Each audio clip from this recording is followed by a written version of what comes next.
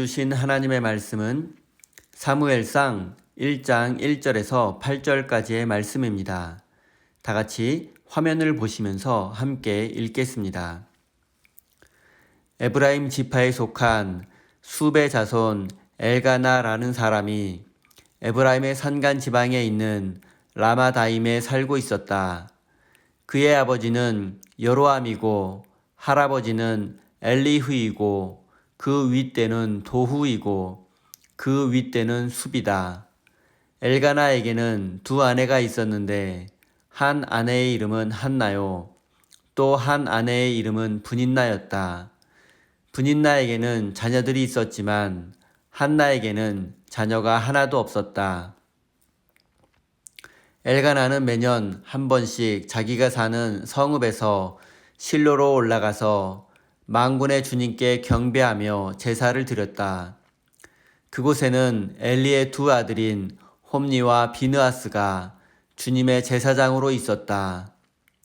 엘가나는 제사를 드리고 나서는 늘 아내 분인나와 그가 낳은 모든 아들, 딸들에게 제물을 각각 한 몫씩 나누어 주곤 하였다. 그러나 한나에게는 두 몫을 주었다. 비록 주님께서 한나의 태를 닫아 놓으셨지만 엘가나는 한나를 사랑하였다. 주님께서 한나의 태를 닫아 놓으셨으므로 그의 적수인 분인나는 한나를 괴롭히고 업신여겼다. 이런 일이 매년 거듭되었다. 한나가 주님의 집으로 올라갈 때마다 분인나가 한나의 마음을 늘 그렇게 괴롭혔으므로 한나는 울기만 하고 아무것도 먹지 않았다. 그럴 때마다 남편 엘가나가 한나를 위로하였다. 여보, 왜 울기만 하오? 왜 먹지 않으려 하오? 왜 늘 그렇게 슬퍼만 하는 거요? 당신이 10 아들을 두었다 해도 내가 당신에게 하는 만큼 하겠소. 아멘. 하나님께서 이 말씀을 통하여 우리에게 은혜 주시기를 원합니다. 하나님의 크신 사랑과 은총이 여러분의 삶에 함께 하시기를 빕니다. 오늘은 희망 없는 우리를 위로하시는 하나님이라는 제목으로 함께 하나님의 말씀을 나누겠습니다. 오늘부터 토요 새벽 기도의 시간에는 사무엘상을 강의 설교하도록 하겠습니다. 사무엘과 사울왕 그리고 다윗 왕의 이야기 속에 담긴 하나님의 뜻과 섭리를 깨닫는 시간이 되기를 바랍니다. 히브리어로 기록된 사무엘서는 원래 상하로 나누어져 있지 않고 한 권의 책이었습니다. 그런데 히브리어로 기록된 구약성서가 헬라어로 번역되는 과정에서 사무엘상과 사무엘하로 분리되었습니다. 먼저 사무엘상의 배경을 간단히 살펴보겠습니다. 사무엘상의 주인공인 사무엘은 이스라엘 역사에서 매우 중요한 역할을 했던 사람입니다. 그것은 이스라엘이 사사시대를 끝내고 왕정시대로 넘어가는 과정에서 핵심적인 역할을 했던 것입니다. 사무엘이 태어났던 시기에 이스라엘은 사사들의 주의를 받으며 12지파 부족 공동체로 존재했습니다. 하지만 사무엘이 사울이라는 젊은이를 기름 부어 왕으로 세움으로써 이스라엘은 왕정 국가로 새롭게 출발하게 되었습니다. 왕과 사사의 차이점을 간단히 살펴보겠습니다. 왕은 태어나지만 사사는 훈련을 통해서 만들어지게 됩니다. 사사의 통치 아래서 백성들은 지파별로 더 많은 자유를 누릴 수 있습니다. 하지만 왕의 지배하에서는 세금과 국가 기관 산업의 강제 노역 그리고 군대에 징집되어 싸울 수밖에 없습니다. 하지만 이스라엘 백성들은 하나님이 세우신 사사의 다스림을 받으며 자유를 누리는 것보다 왕의 지배하에서 경제적 번영과 군사적 평화를 누리는 것을 더 좋아하게 되었고 결국 이스라엘은 하나님이 다스리는 나라가 아니라 왕이 다스리는 나라가 되고 말았습니다. 사무엘이 선지자로 활동하던 사사시대 말기에 이스라엘은 절망적인 고통을 겪고 있었습니다. 블레셋 사람들을 중심으로 하는 이방 민족들의 끊임없는 침략에 시달리고 있었습니다. 그리고 이런 민족적 위기 속에서 사무엘서 기자는 아이를 낳지 못해 고통당하는 한 여인의 이야기로 사무엘서를 시작하고 있습니다. 왜냐하면 당시 이스라엘의 상황이 아이를 낳지 못해서 고통당하는 여인과 비슷한 점이 많았기 때문입니다. 아이를 낳지 못하는 여인이 아이를 낳을 수 있는 방법은 오직 하나, 하나님의 은총을 입는 것입니다. 마찬가지로 고통 중에 있는 이스라엘이 다시 평화를 누릴 수 있는 방법도 오직 하나, 하나님의 도우심을 입는 것 뿐입니다. 2절 말씀입니다. 엘가나에게 두 아내가 있었는데 한 아내의 이름은 한나요, 또 한 아내의 이름은 분인나였다. 분인나에게는 자녀들이 있었지만 한나에게는 자녀가 하나도 없었다. 장차 사무엘 선지자의 아버지가 되는 엘가나에게는 아내가 두 명이 있었습니다. 첫째 아내는 한나였고 둘째 아내는 분인나였습니다. 그리고 엘가나는 첫째 부인인 한나를 매우 사랑했습니다. 하지만 그녀와의 사이에서는 자녀가 없었습니다. 그래서 분인나라는 둘째 부인을 얻게 되었고 그녀와 사이에서는 자녀들이 있었습니다. 그럼에도 엘가나는 아이를 낳지 못하는 한나를 더욱 사랑했습니다. 엘가나는 당시 우상 숭배가 만연한 세상 속에서 하나님을 섬기는 신실한 믿음의 사람이었습니다. 이스라엘 남자는 율법에 의해서 유월절, 맥추절, 수장절 이렇게 3번을 성소에서 제사를 드려야 했습니다.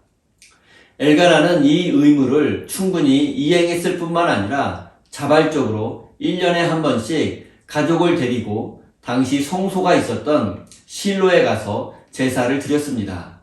엘가나의 집이 있었던 에브라임 지역에서 실로까지는 직선 거리로 약 35km 정도이고 당시 사람들은 이 정도의 거리를 가는데 약 이틀 정도가 소요되었습니다.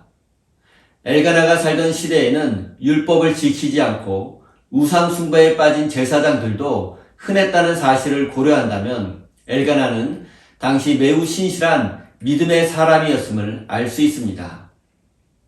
6절입니다. 주님께서 한나의 태를 닫아 놓으셨으므로 그의 적수인 분인나는 한나를 괴롭히고 업신여겼다. 아이를 낳지 못하는 한나는 자식이 없다는 사실 하나만으로도 충분히 압박을 느끼고 고통스러운 삶을 살았을 것입니다. 당시 고대 근동사회에서 아이를 출산하지 못하는 여성은 신의 저주를 받은 것으로 간주되기도 했습니다. 한나는 이미 충분히 고통받고 있었지만 그녀를 힘들게 하는 것이 또 있었습니다. 그것은 바로 둘째 부인이었던 분인나의 질투와 핍박이었습니다. 남편 엘가나는 아이를 낳지 못하는 한나를 더욱 사랑했을 뿐만 아니라 한나에게는 음식을 비롯해서 모든 부분에서 분인나와 그의 자녀들보다 2배를 더 챙겨 주었습니다. 그런데 분인나가 왜 그토록 한나를 미워하고 괴롭혔을까요? 인간적으로 생각해보면 같은 여성으로서 아이를 낳지 못하는 한나의 심정을 이해할 수도 있었을 텐데 라는 생각이 들기도 합니다. 그러나 이것은 겉으로 드러난 이유 외에도 더 복잡한 이유가 있었습니다. 신명기 율법에 의하면 미움받는 아내의 자녀라 할지라도 첫째로 태어난 큰아들에게는 다른 자녀들보다 2배의 몫을 챙겨 주어야 한다는 내용이 있습니다. 그런데 지금 엘가나는 분인나가 낳은 첫째 아들에게가 아니라 한나에게 2배의 몫을 챙겨주고 있습니다.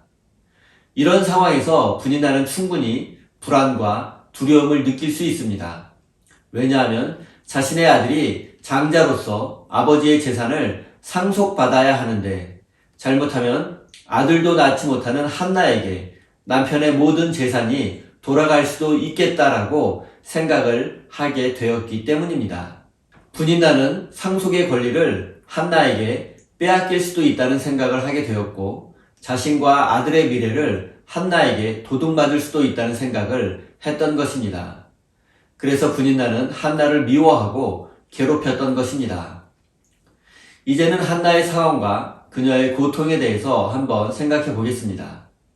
남편 엘가나는 한나를 사랑했지만 그 사랑을 표현하는 방식은 매우 서툴렀습니다. 둘째 부인이었던 분인나의 마음을 배려하지 않았을 뿐만 아니라 슬픔과 고통 중에 있는 한나를 위로하는 방식도 문제가 있었습니다. 한나의 고통에 충분히 공감하지 못하고 자기 중심적인 생각에서 벗어나지 못하고 자신의 입장에서만 아내를 위로하려고 했기 때문입니다. 하지만 그런 자기중심적 위로는 누구에게도 진실한 위로가 될 수 없었습니다. 엘가나는 한나가 고통 속에서 음식을 먹지 못할 때에도 왜 먹지 않느냐며 나무라듯 말했을 뿐만 아니라 아이를 낳지 못해도 괜찮다며 내가 10명의 아들보다 더 낫지 않냐며 위로했습니다. 하지만 이렇게 말할 것이 아니라 당신은 나에게 10명의 아들보다 더 소중합니다 라고 위로했어야 합니다. 결국 그의 의도는 좋았을지 모르지만 자기 중심적인 위로는 한나에게 도움이 되지 못했습니다. 그리고 한나의 고통을 더욱 가중시키는 요인은 바로 하나님이었습니다. 사무엘서 기자는 한나가 아이를 낳지 못하는 것에 대해서 하나님께서 한나의 태를 닫아 놓으셨다라고 기록하고 있습니다. 아마도 한나는 하나님이 나를 버렸다는 생각에 절망할 수밖에 없었을 것입니다. 하나님이 나를 버렸다고 생각하니 모든 희망이 사라지게 되었을 것입니다. 이런 한나가 어떻게 소망을 품고 살아갈 수 있었을까요? 그리고 당시 이스라엘의 상황은 이런 한나의 상황과 매우 흡사했습니다. 지금 이스라엘은 종교적으로는 하나님을 버리고 우상 숭배에 빠져 있으며 블레셋 사람들의 침략에 고통당하고 있습니다. 이스라엘 백성들에게도 희망은 없었습니다. 그러면 어떻게 해야 다시 희망을 찾고 회복될 수 있겠습니까?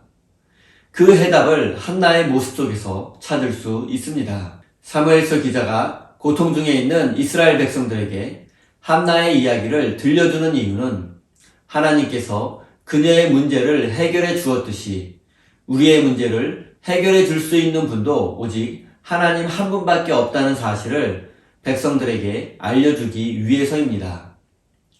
당시 사람들은 자녀를 낳지 못하는 한나를 저주받은 여인이라 생각했지만 그녀는 포기하지 않고 눈물을 흘리며 하나님을 찾았습니다. 자리를 박차고 일어나 하나님을 향했고 성소로 나아가서 눈물을 흘리며 자신의 사정을 하나님께 아뢰었습니다. 사랑하는 성도 여러분, 어떤 위로도 받을 수 없고 모든 희망이 사라진 것 같은 상황 속에서도 포기하지 마십시오. 하나님이 해결하지 못하실 일은 없습니다. 하나님은 우리에게 소망을 주시고 지혜와 능력을 주시는 분이십니다. 사랑하는 우리 세임교회 성도 여러분, 인생을 살다 보면 한나와 같이 절망적인 상황에 놓일 때가 있습니다. 어쩌면 지금 이 자리에도 한나와 같은 심정으로 하나님 앞에 나온 분이 계실 수도 있습니다. 그렇다면 포기하지 마십시오. 하나님을 향해서 다시 일어나십시오. 그리고 하나님께 여러분의 사정을 고백하고 기도하십시오. 그러면 하나님께서 여러분의 눈물을 닦아주시고 위로해 주실 것입니다. 또한 여러분의 간절한 기도에 응답해 주실 것입니다. 이런 하나님의 은총이 여러분의 삶에 함께 하시기를 예수님의 이름으로 축원드립니다. 우리 다 함께 주신 말씀 가슴에 새기며 기도의 자리로 나아가겠습니다.